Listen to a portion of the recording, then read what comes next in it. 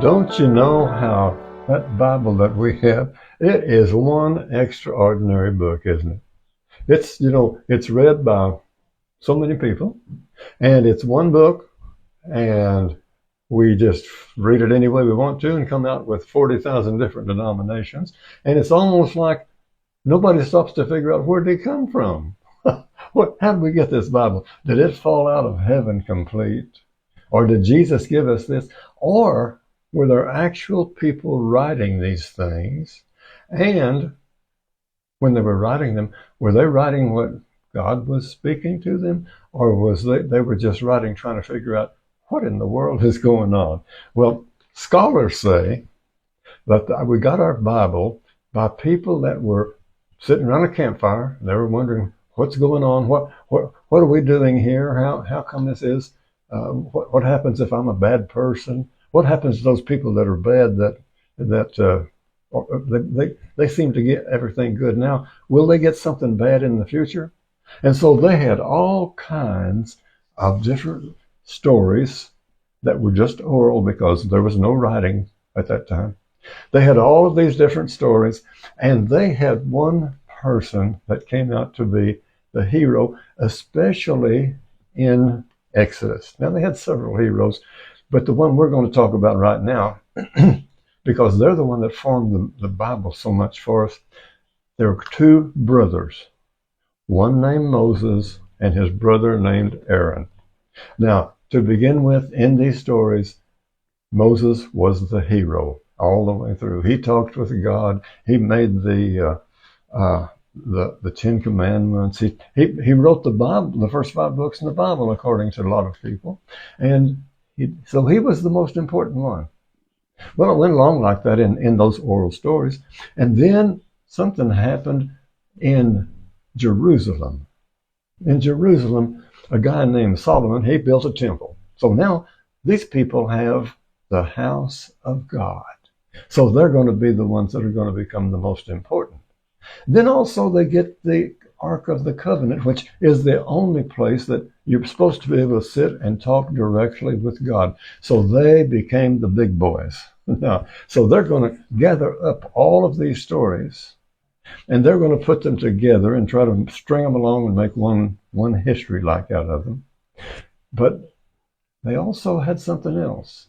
They were descendants of Aaron, and they were not satisfied. They were not happy with the fact that all of these stories seem to build up Moses. But they didn't like that. So what did they do? Well, two things. They made Aaron their hero. These are called Aaronoid priests because those people that settled in Jerusalem are believed to be descendants of Aaron, or if not direct descendants, followers of descendants, or descendants of the followers. But they didn't want Moses to be the hero. So they take these stories and sometimes they rewrite them completely. Sometimes they will use the story as it is, but they will put in Aaron where he was not there before. So as we read in Exodus, it's going to become so evident, and it's going to be threatening to people that read it literally, because all they're doing is they're taking what somebody's telling them, and they're not really examining it for themselves. Okay, we are going to experience the writings that you're going to see that it's going to be from those original, just oral stories, and we're going to see how Aaron gets put in. And when Aaron gets put in, things get better for Aaron, and they don't get better for Moses. And this is just the start. All through Exodus, that's what's going to be. So let's look at Exodus chapter 16. We're nearly halfway through with Exodus. Exodus chapter 16, and we read this. And this is from a priest, an Aaronoid priest, and he's going to be setting the stage, and we read this. Having set out from Elim, the whole Israelite community came into the wilderness of sin. Now, when we talk about this wilderness of sin, that's a clue that it's going to be these Aaronite priests.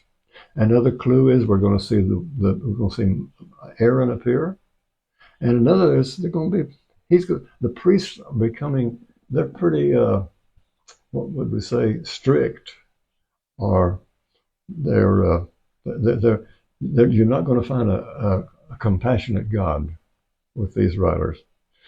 They're going to be legalistic. Okay, verse 2. Here in the wilderness, the whole Israelite community grumbled against who? Moses and Aaron.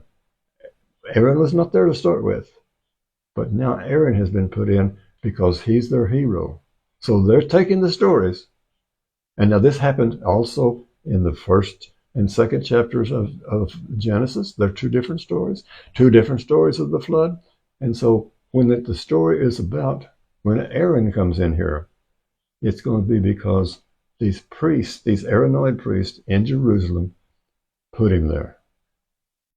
Okay, they grumbled against Moses and Aaron.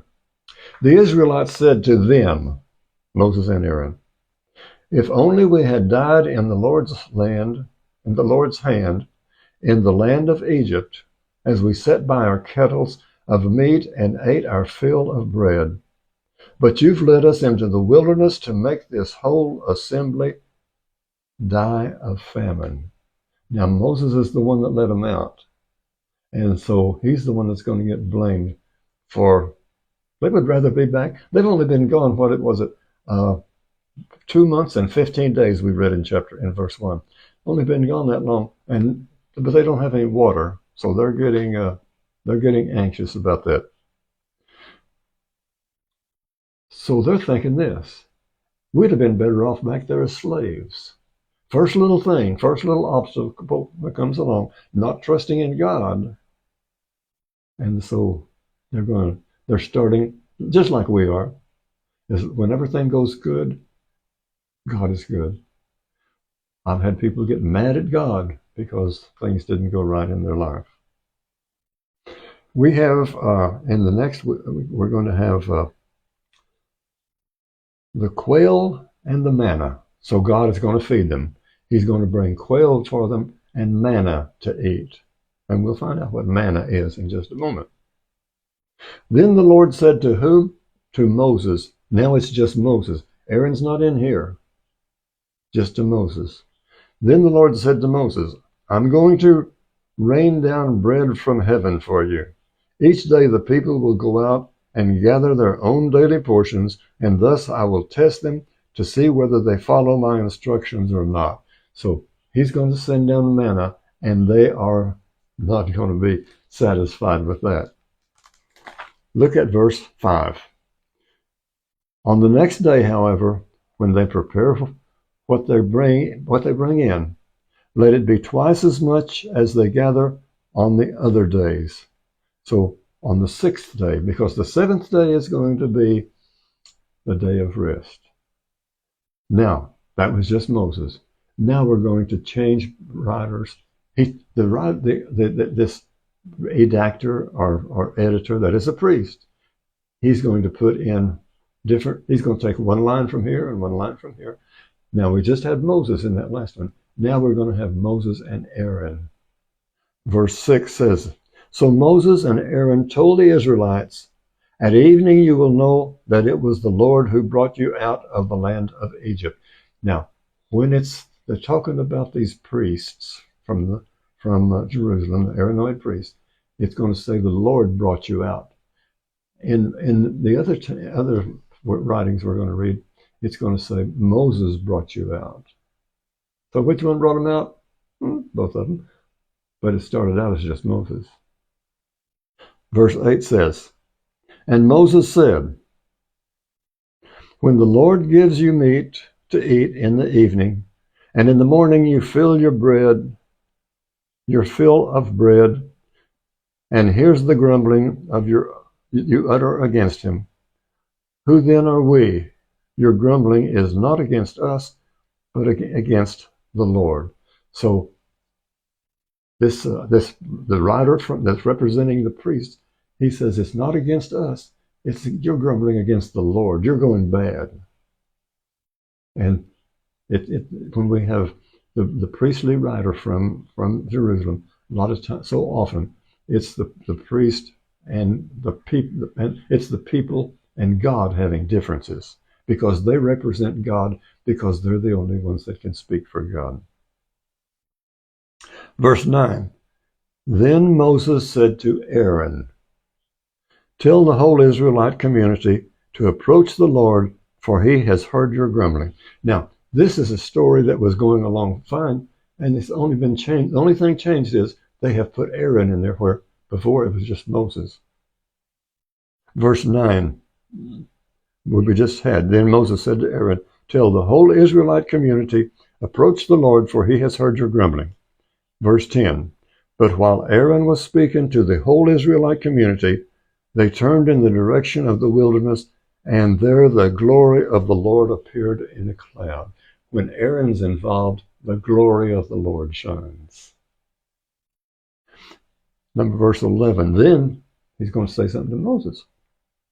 Then the Lord said to Moses, I've heard the grumbling of the Israelites.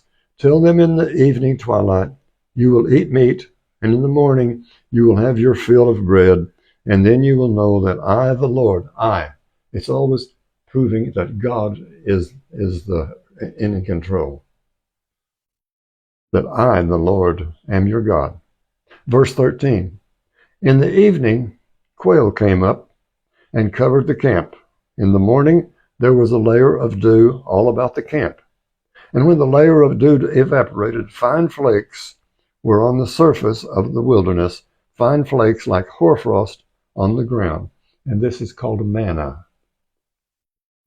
Verse 15, on the evening, on seeing it, the Israelites asked one another, what is this? For they did not know what it was. But Moses told them, it is the baked bread the Lord has given you to eat. The Lord is in charge of everything. If you happen to remember in chapter 1 of Genesis, the Lord is in charge of everything. He makes the sun, he makes the moon, he does this. And it's just facts usually. And in chapter 2, God walks with them and he becomes a very, very close friend. And we see the difference between when it's the Lord in charge, the Lord's doing this. We're going to be reading from those priests in Jerusalem. They're called Aaronoid priests because they're descendants of Aaron. Regulations for regarding the manna. Now here's what manna is. Now this is what the Lord has commanded. Gather as much of it as each needs to eat, an omer for each person, for as many as there are, each of you providing for those in your own tent. An omer is a measurement that's about 2 quarts. So the family was supposed to get about 2 quarts of manna. The Israelites did so, but some gathered a large amount and some gathered a small amount. So they're not gathering an omer like they're supposed to. Some are getting more, some are getting less. But here's what happens.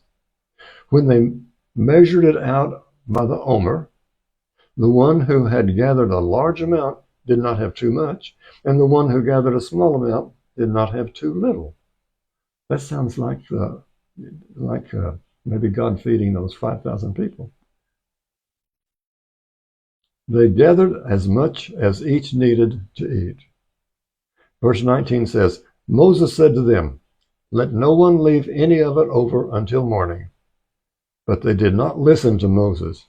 No, they're not going to listen to Moses because he's not the hero. But they did not listen to Moses, and some kept a part of it over until morning, and it became wormy and stank. Didn't smell good, rotten. Therefore Moses was angry with them. Now Moses is supposed to be very calm, should be, but he's angry with them. Morning after morning they gathered it, as much as each needed to eat, but when the sun grew hot, it melted away. So they would have enough to eat, but not any extra. If they had extra, the sun would melt it away.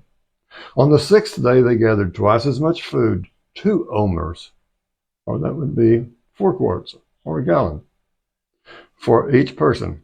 When all the leaders of the community came and reported this to Moses, he told them, "That is what the Lord has prescribed. Tomorrow is a day of rest, a holy Sabbath and the Lord." Their holy day was Saturday. They did this on the sixth day.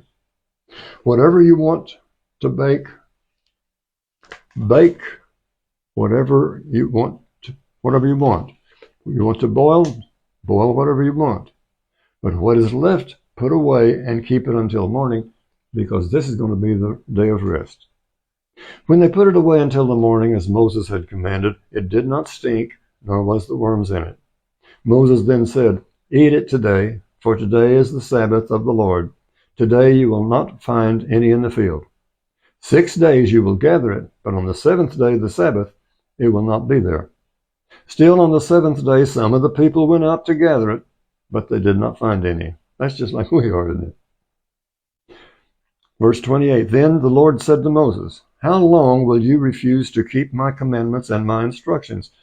Now he's making Moses look bad, but Moses has been keeping his orders. But the priest is fixing it so that he's not. It looks like he's not. Verse 28, Then the Lord said to Moses, "How long will you refuse to keep my commandments and my instructions?" Moses has kept them. Verse 29, Take note, the Lord has given you the Sabbath. This is why on the sixth day he gives you food for 2 days. Each of you stay where you are, and let no one go out on the seventh day. Now there are Jews that can only go so far from their home on a Saturday. Verse 30, After that the people rested on the seventh day. Verse 31, The house of Israel named this food manna. It was like coriander seed, white, and it tasted like wafers made with honey. There was small, round, aromatic, good-smelling seeds, and it was light brown in color. That's what manna was. Verse 32, Moses said, "This is what the Lord has commanded. Keep a full omer of it for your future generations, so that they may see the food I gave you to eat in the wilderness when I brought you out of the land of Egypt." When we see the wilderness, it's a common word that occurs when the priests are speaking. Verse 33 says, Moses then told Aaron, "Take a jar and put a full omer of manna in it. Then place it before the Lord to keep it for you for future generations." So he's going to get some and put it in a jar and keep it forever so that the people in the following will know what it's about. Verse 34 says, As the Lord had commanded Moses, Aaron placed it in front of the covenant to keep it.